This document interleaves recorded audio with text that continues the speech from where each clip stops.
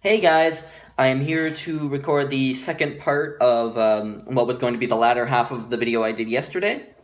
Um, so in my video yesterday, I talked a bit about uh, studies in support of system justification theory, and today I want to talk about one big study that did not support system justification theory, and kind of how we can respond to this as people like me who are interested in system justification theory. Um, I recommend you watch that video before you watch this one, because this video might not make much sense if you don't watch it. But anyway, so this study is from 2013. It was done by J. Brandt at Tilburg University in the Netherlands.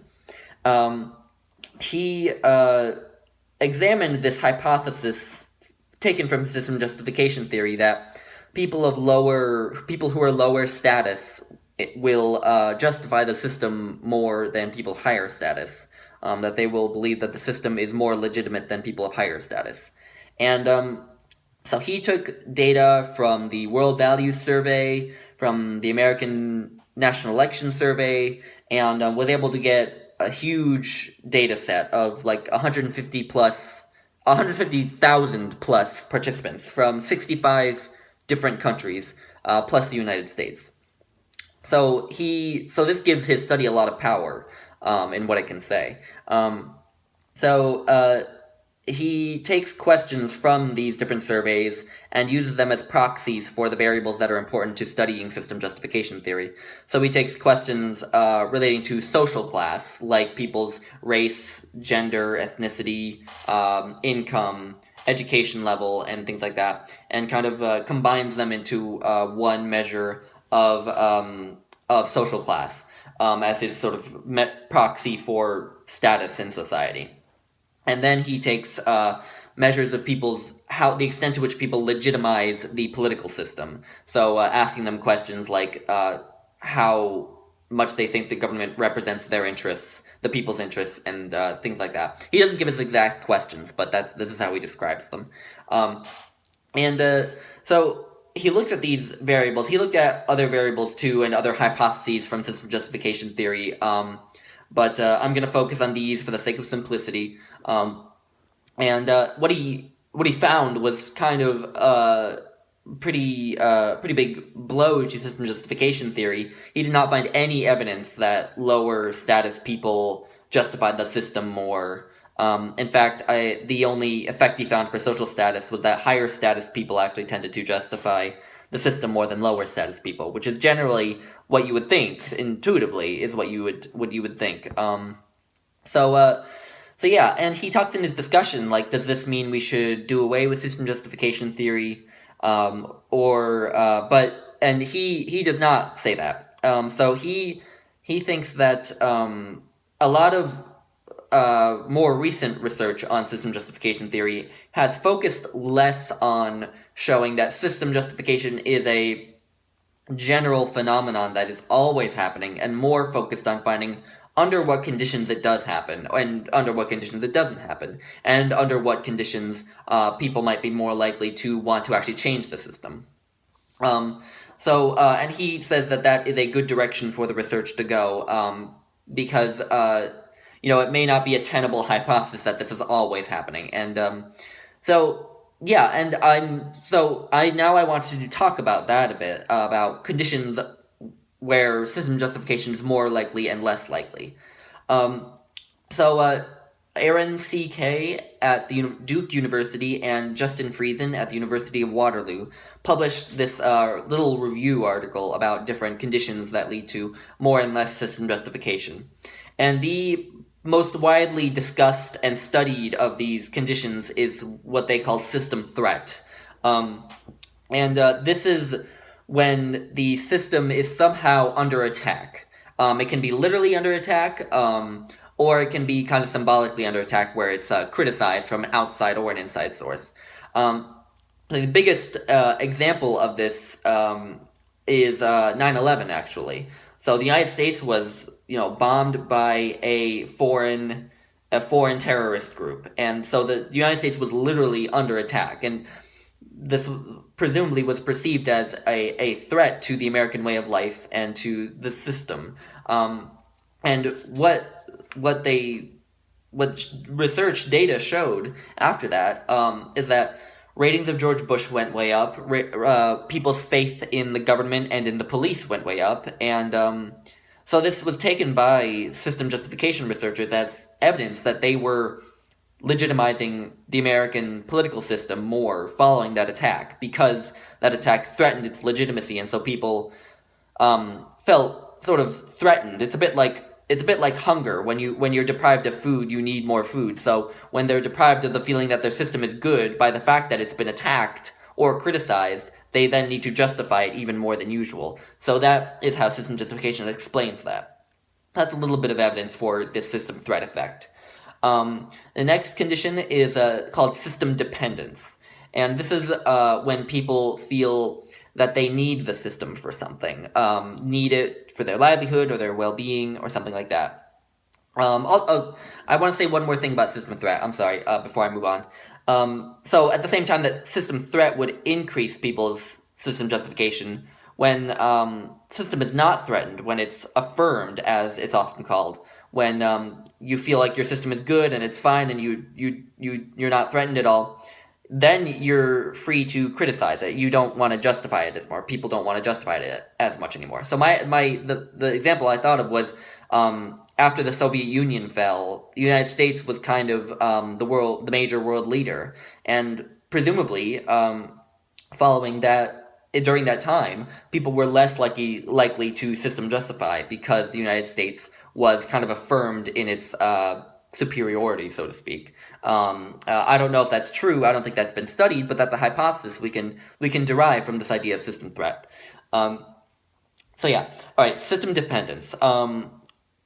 System dependence, like I said, when people feel they need the system for something, their livelihood or their well-being or something, and when they feel they need it, they want to believe that it is fair. They don't want to believe that they're depending on something that's unjust or that has a fluke in it. So they want to believe that it's just.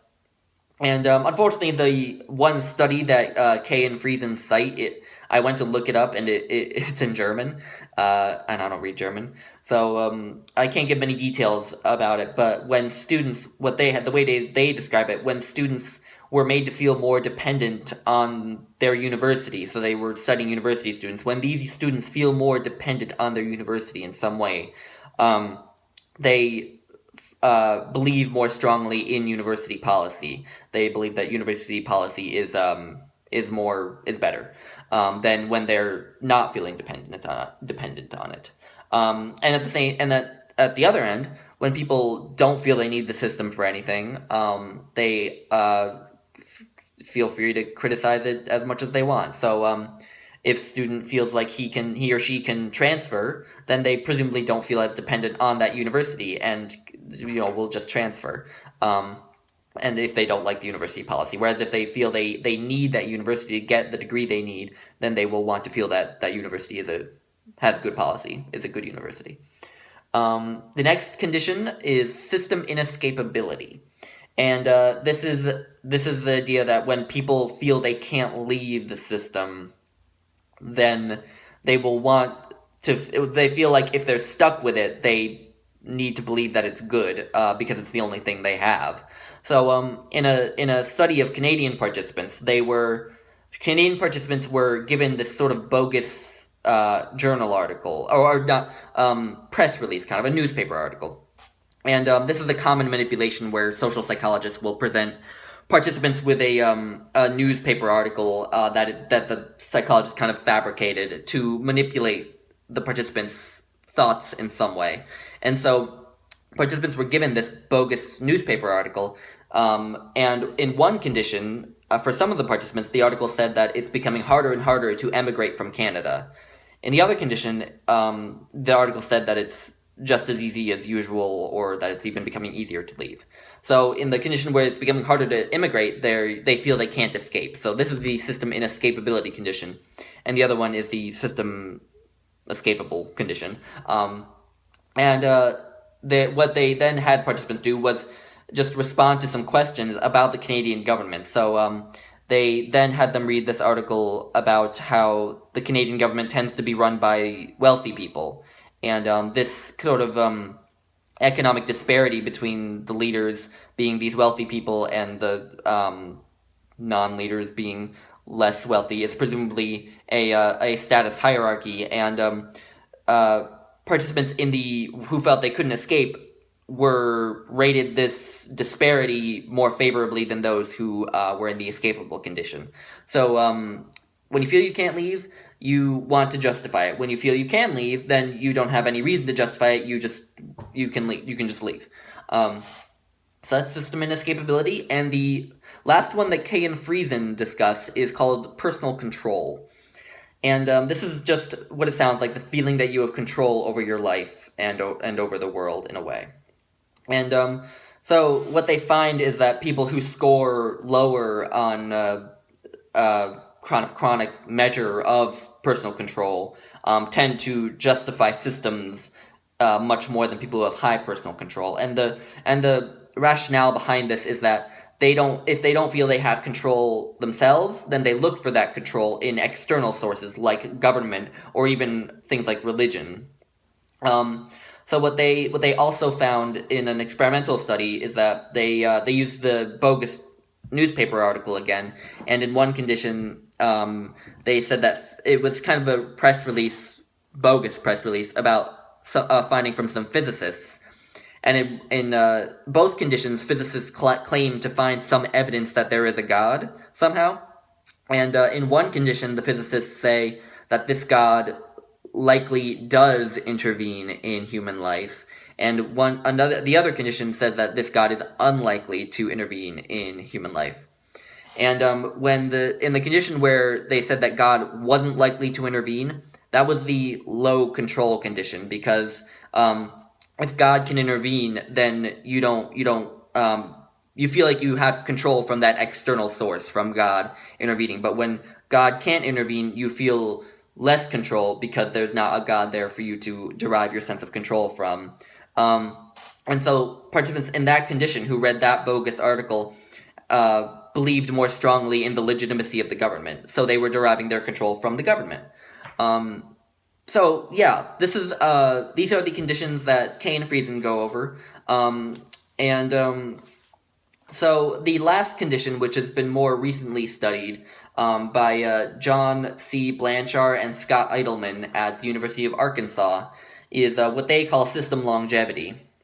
And the longer that some system has been around, the more people are inclined to justify it, because there's a bias in our minds to think that something that has been around for a long time, it's been time tested, and so therefore it must work well. So therefore it must be just.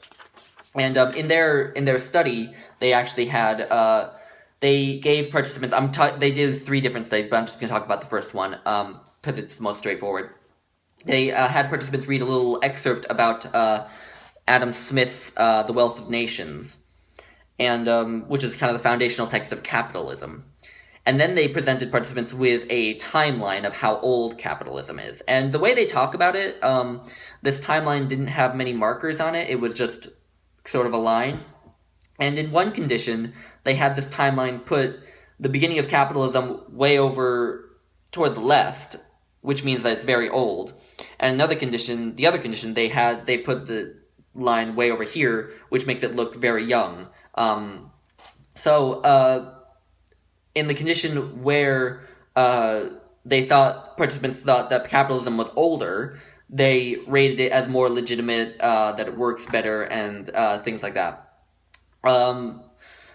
So yeah, the longer that a system has been perceived to be around, the more likely people are to justify it. And at the same time, if a system is perceived as being very young, then presumably it hasn't been time tested, so we don't feel the need to think that it's that it must work.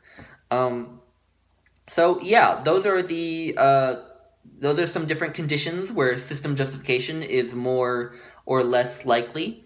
If anyone has any questions, and feel free to leave them, or if you want me to elaborate on any of this in another video, I would be happy to. Yeah, so that is my video for today.